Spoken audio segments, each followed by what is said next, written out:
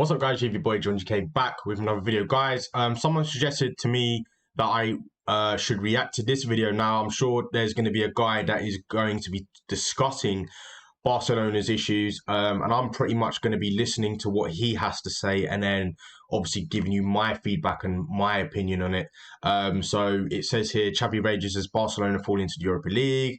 But yeah, so there's going to be a guy. He's going to be discussing what his thoughts are of Barcelona's squad and where they're going wrong, and I'm going to be doing the same. So I may start to pause it.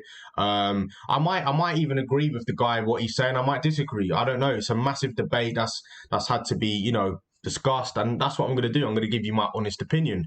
But yeah, guys, before we start this video, do make sure to leave it with a like, subscribe to the channel, and remember to turn on that notification bell so you're up to date with my latest content. Also, guys, check out the Amazon links below in the description.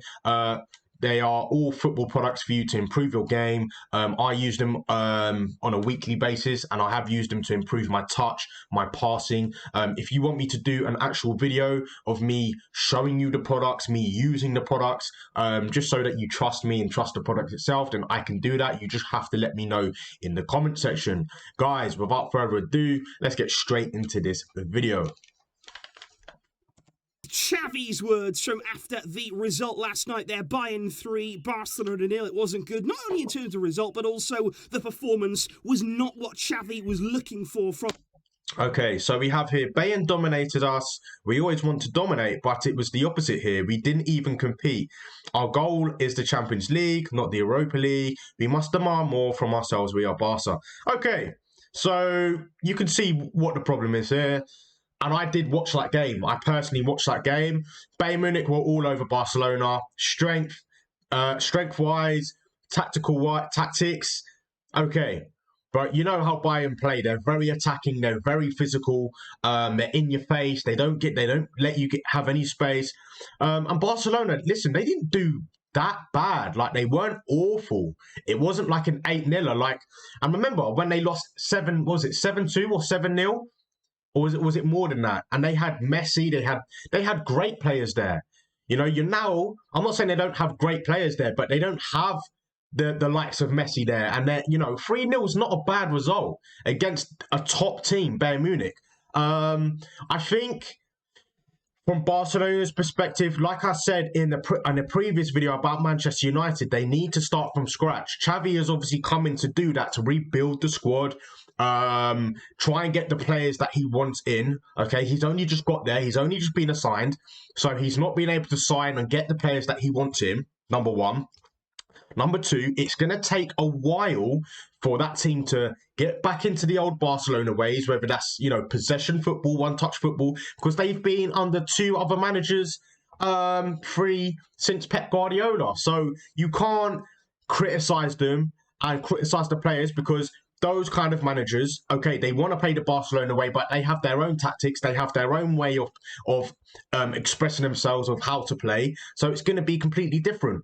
You're losing players to injury. You've got players coming for it needs to start. They need to start from scratch.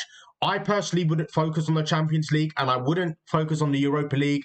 I would, first off, let's focus on the league. Let's focus on winning the league, or getting back into the top 2, top 3. Then we can start focusing on Champions League. Then we can start, because you need to build and focus on the foundations. If you have no foundation, it's not going to stay up. It's as simple as that.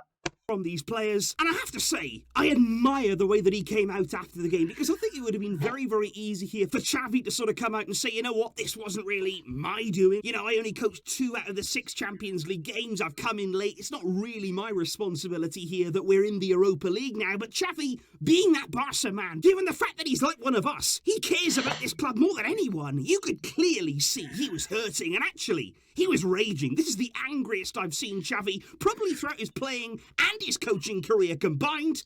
He was not happy. I thought it was interesting that Xavi said there, I've told the players this has to be a turning point. He said, I've told them that today we've got to move on from here, change the dynamics of this team, change many things. Today must mark the beginning of a new era. We start from zero. Xavi basically admitting there, you know what? We're at our lowest point right now. We can't get much lower than where we are now. We have to find a way of turning around this cycle, moving back And you can tell how passionate Xavi is and what Barcelona means to him. I mean, that's not to say that Koeman and the other managers didn't try and, get them back to where they wanted to be, but you have to start from scratch. You can't come in as a manager and be like, okay, this is what I've got to work with. That's it. I'm not gonna start from scratch, because managers don't want to do that, because if they're taking a massive risk, if you start from scratch, now that's kind of your responsibility. People are going to be like, well, hang on, he started from scratch, he's brought these players in, and he's still not improving. So they're going to criticize you even more if you don't get this right. But listen, Xavi he has a different mindset. He's not scared of that. So I'm sure he can turn this Barcelona side around. But like I said, Barcelona need to sort out their financial problems. I keep saying it. If they can't sort that out, then they're not going to win trophies. They're not going to win the big leagues. It's as simple as that. The best teams in the world are the richest, the wealthiest. They have the money to buy players. Barcelona can't do that. They haven't been able to do that for the past how many seasons? So get the financials right, then focus on the foundations. Upwards again. He said, I'm angry. He said, but this is our reality. This is the situation that we're in, and that pisses me off. He said, but we have to tackle it. Face on. There's nothing else for it. He said, I love this club, and I will work and put my life into it so that this doesn't happen again. And I know many people, of course, yesterday, angry, frustrated, maybe some of that frustration or the anger went towards Xavi, but personally, I don't hold him responsible for this result, for the fact that we cracked out of the Champions League last night. For me, it all started in Lisbon, losing 3-0 against Benfica. That set the tone for our Champions League campaign, put us under real pressure. Remember, we didn't even have a shot on target until the third game of the group. Xavi was always facing that uphill battle. And what he says there about loving the club, about putting all of his life and his work into making sure that we do get back up. And honestly, I believe him. But what I do have to say, though, guys, is after the game there, when you're hearing from Xavi, we also heard from a number of different Barcelona players. That was all interesting to see. Yeah, but look at the players they've got. I mean, PK's been there for ages. He's getting old now. He's not the same as he used to be. Nico, I've never heard of Nico.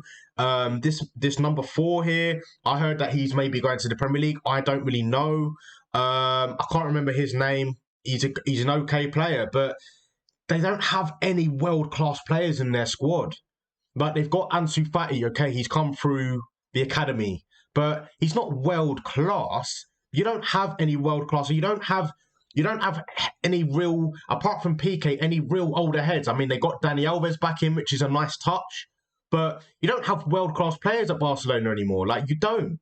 That's the reality. You need maybe a couple of world-class players in there that are going to bring that team forward. What the side of Barca was saying after the game, but it was also even more interesting for me, actually, to hear from the opposition, and especially from Thomas Muller, who, of course, is somebody who's faced Barcelona many, many times in his career. Often it's gone very well for him, not always. We have come out on top as well in several of the encounters, but yesterday, he was so honest there and actually bang on the money when he addressed our problems. He said Barcelona cannot cope with the intensity. He said... What did I say? What did I say? What did I say? I'm telling you, intensity, technically, and tactically, I told you, they have it all, but at the highest level, they cannot match it. It's true. They can't do it. Look at the likes of Bayern Munich. Who do they have in their squad? Müller, Lewandowski, Kimmich, Sane, Gnabry. Like, look at all these quality players you have in your squad. Alphonso Davies, like, they are world-class players. They've been at the top of the game for a while now. Müller, he's been in the game for ages. Like, you got players like that are going to bring the team forward. They're going to bring youngsters forward. And it's true, they can't match it. It's as simple as that. Technically and tactically, they've got it all. But he said at the very highest level, they cannot match the intensity of the game. And as much as Thomas Muller's words often sort of antagonise us, annoy us in many ways, here, you got to say, he's absolutely right. And I'm glad, in a way, that someone has come out and publicly said it. Because when it comes to the biggest of games, against the best teams, with the highest intensity... Frankie de Jong is another quality player. Quality player. He was at Ajax, and he was competing against Real Madrid, the best in the world, and he was. But you can't always do it on your own. You need you need a team of 11 that are all going to be at the same rate. We're nowhere. Not in attack, not in midfield, not in defence. Not one area of our team looks convincing. Look like they belong on that kind of stage. Because when teams against us start to move the ball quickly, when they're making runs off the ball, when they're putting pressure on us, we don't cope with that. Bayern yesterday not only looked more intelligent, sharper to every ball, but they were also stronger. They were quicker, they wanted it more, and they understood what it takes to play at this level. And Thomas Müller was absolutely right. We don't match. We cannot compete with that intensity. And you know what, guys? After last night, the way we lost the game, the fact that we crashed out here into the Europa League, the embarrassment, the hurt that we were all feeling, you can't escape it. We are all hurting, even now, and it will still continue. But what really summed it up for me was that photo after the game, that moment that Clement Longley had there with Robert Lewandowski, and the fact that he was smiling, joking there, laughing, after one of the most embarrassing moments in this... This is what I'm telling you. This is what I mean, man, about players in this day and age. They don't have the bottle anymore. Like, they don't, like... If I was the captain of Barcelona and I saw that, I would be fuming. I'd be slapping that guy. I'd be like, what are you doing talking to the opposition after that? You're just like, I'd be ripping into him, because I've never understood players, that, listen, after the game is different. Outside of the game is different. If they're your friends, you know them, catch up with them after the game. Catch up. When you're not playing professionally, when you're not doing your job, outside of that, go and be friends, go and talk, go and kiss, go and do all of that. But when you're playing, before, during, and after the game, don't speak to the opposition. Don't even look at the opposition. I don't care if you're my friend. I'm not talking to you until I get home. Or I'm not talking to you until when I'm on holiday, and then we can meet up and have a coffee then. Why are you doing that? You've just lost 3-0. And it's hard. It's true. That sums up the mentality at the moment. It sums that's what it does.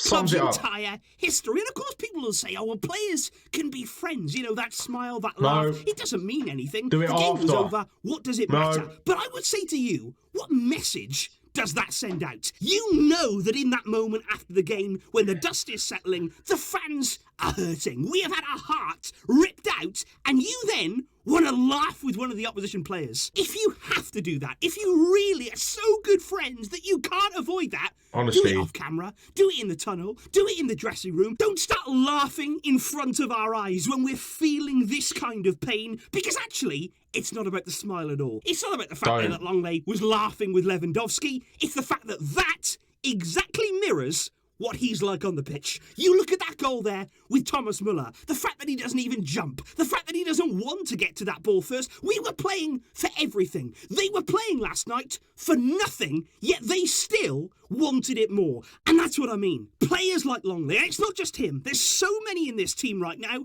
who aren't embarrassed. They're not hurt. They're not bothered. They're not playing for this badge. They don't even know. Look at him laughing. Look at him laughing. He's actually laughing. That is a joke. What this club means. And I think many of these players right now, they're hanging around, going game by game, just going through the... This guy here, I don't know what he's doing. There's Sergio Busquets. That's not his role. How he hasn't jumped up is a joke. Thomas Müller, how old is Thomas Müller now? Someone let me know in the comment section. You're letting an old dog reach that ball. That's ridiculous. Picking up their huge salaries that were handed to them, of course, by Bartomeu. Let's not forget, just months before he left his role as president, Bartomeu gave Longley a contract until 2026. And that's why this job isn't easy. That's why we can't just turn this situation around overnight. It is going to take time. It is going to take work, because these players are on huge wages, on long contracts. But somehow, we've got to change things. We have to find a way of getting our club back. Players who represent our club, and not these mercenaries. And speaking of that change, and speaking about things that, we can do in the near future to try and turn our fortunes around bit by bit there to start getting a team who can compete again, who can score goals again, who can bring life to us as Barcelona fans, what I would look to there is the new year. Heading now, of course, we're not far away from 2022. January is coming very, very quickly, thankfully, and there are players there who are not only returning from injury, are going to get back in this team who can help us, but also potential signings who could come in and make an impact in this team. Let's look first of all at those injuries. Of course, Ansu Fati, he is going to be very high on that list. It is such a priority to get him back out there again because he is somebody who can make the difference, and January certainly is the absolute latest, surely, that we're going to see him back. But he's not a Messi. That's the problem. Ansu Fati is a good player. He can score them goals. He gets them out of trouble, but he's not like Messi. He's not someone that can get you 2-3 goals a game, 2 or 3 assists a game. Like, he's not that player. So, I mean, if you're counting on one player, then you're screwed. You've just signed Memphis Depay. You've just signed him, but you're still, oh yeah, Ansu Fati, we're still waiting for him. It's like, bro, you're screwed. If that's the mentality, they're done for. That's going to be a very cautious move if we wait until then. Maybe we could see him before. You also got Pedri. The same goes for him. We're waiting now for him to fully recover from his problem. We're taking no risks, but by the new year, he should be back in our team, and that will again be a really welcome addition. You've also got the addition of Dani Alves. Yeah. Let's not forget, he's going to become available and be eligible to play on January the 1st. So that is going to be a really, really helpful addition there. On the right side, which has been really troubling Xavi. Xavi does not seem convinced by the options that he has in that area. Dani Alves will really, really help with that. We can't forget that he is going to be our player. And then you got players like Martin Braithwaite, somebody there who's been out since having surgery. He should be back in January from that. And I think he will be quite a welcomed addition, given the fact that we are so light up front. He gives you that different option. He gives you there a bit of pacing behind, a bit of hard work and pressing that Xavi will certainly appreciate. And of course, we still don't know exactly what's going to happen with Sergio Aguero. Yeah, let's skip that. Coming back, but you do look at signings. And I do wonder yesterday the manner of that defeat, the fact that we are now falling and falling and falling. We've got to stop this somehow. Does that accelerate the process for signings in January, and especially in some of those forward areas to help us get some goals? You look at Ferran Torres, apparently those negotiations are continuing to go on. If they can get Ferran Torres in, they need to get him in because he is a very good striker. He's better than Memphis Depay. For a fact, if they can sign Ferran Torres, you may stand a chance of getting the team back. But like I said, to get that team back, I think they may need one other midfielder that can really solidify that midfield. I mean, you've got Frankie de Jong. He's a good player. He really is tidy on the ball. But you need someone in there that's going to kick a few people. Even Sergio Busquets, he's getting on. He's still really good. But you need someone that's going to kick people. You need someone that's going to work really hard, like someone that's going to really lead the team. I know PK's been there for a while, but I've never really seen PK as a leader. You need someone like Payol, someone that was hard in tackles and tough, always talking to the players. You need someone like that.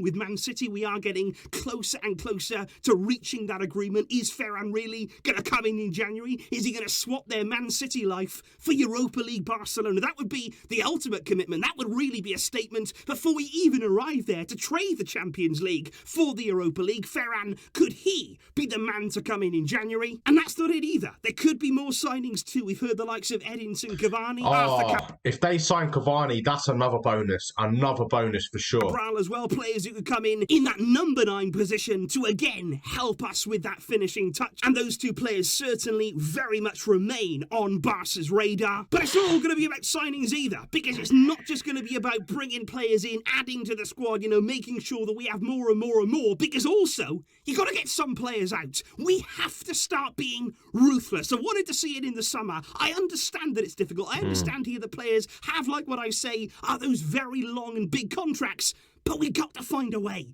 We have to find a way that in January, trimming the squad, getting out the deadwood, removing the problems that we have. And like I said yesterday, the time now is not to talk, to say this and this and this is going to happen. The time now is to act. In the January transfer window, with players coming back, with players coming in, And with players leaving, we need to act with conviction to make the change that's been long overdue. Because, of course, right now, guys, I know that it's tough. I know these are going to be difficult days, difficult weeks, difficult months. We don't know. There's so many thoughts going through our heads right now, so many different directions. We're wondering what's going to happen. When are we going to get through this? But I just thought they're coming out today, addressing some of the moments from yesterday, some of those words, and especially looking forward, clinging on there to some hope that things can get better, that we are in a process, that we are moving in the right direction, even though it is hard to feel that way sometimes. We will get there.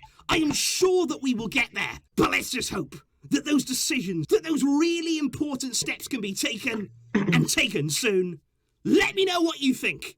All of what... All right, there you have it, guys. So yeah. So the guy was spot on, to be honest with you, like with all of the quotations and stuff and what, 100%. I would say they can't focus on the Champions League. No, they can't do it because you've got too many good world-class teams that are just going to nullify Barcelona. They're not up to speed yet. I think they need to start from the ground up. They need to start from the foundations.